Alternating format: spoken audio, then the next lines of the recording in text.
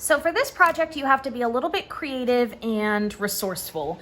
This will be a lot easier if you have a knife tool that you'll be able to use, but you'll see me using scissors, my nail tool, tweezers, and different things. But if you do have a craft knife, it will be the easiest.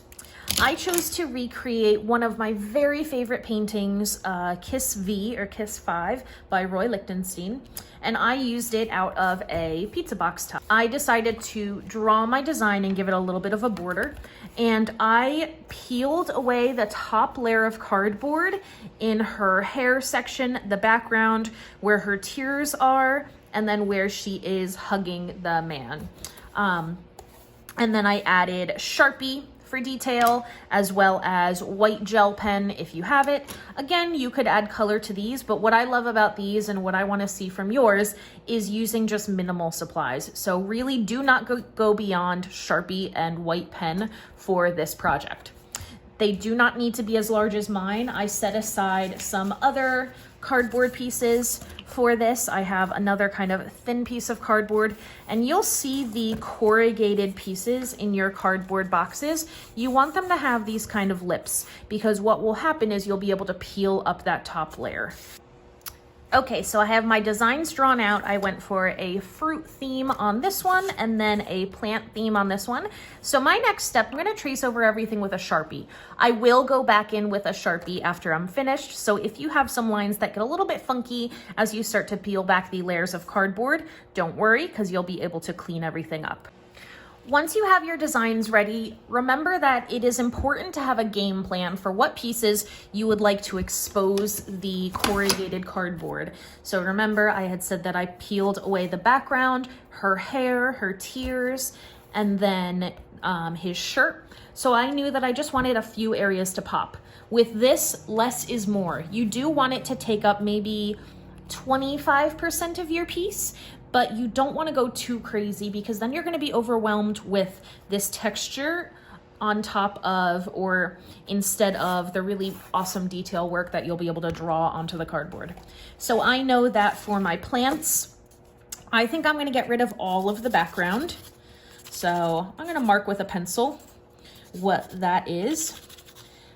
And I'm also going to do the stripe on the planter, and I think that's it for this piece.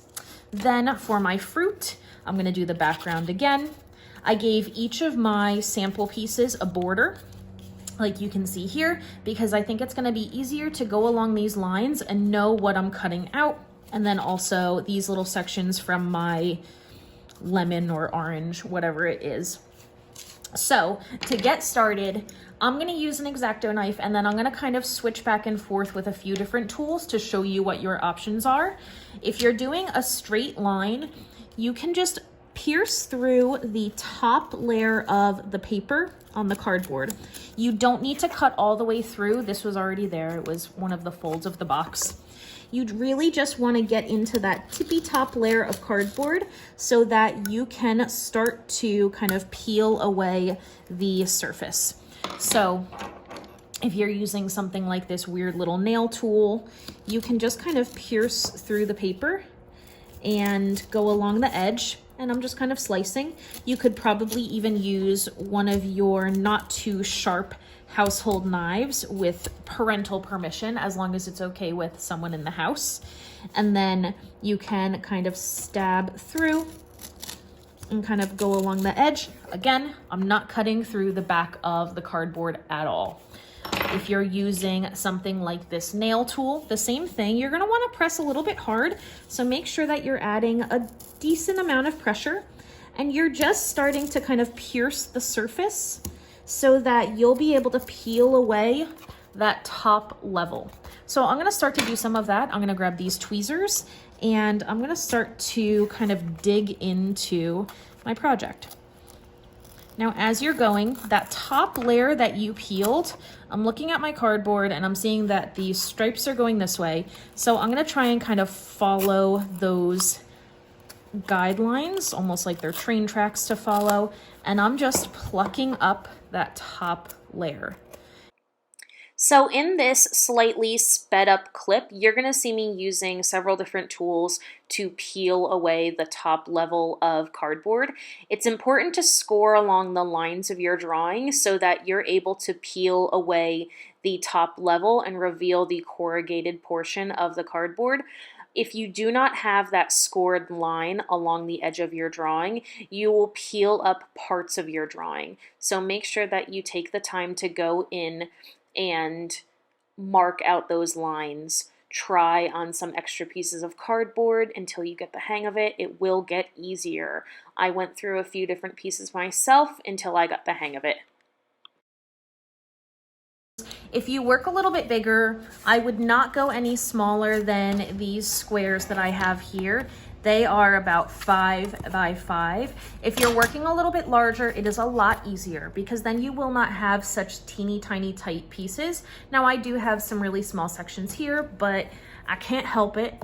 This one is about 8 inches by 8 inches, not including the border. If I was including the border, it's a little bit like 10.5, but a little bit bigger is better.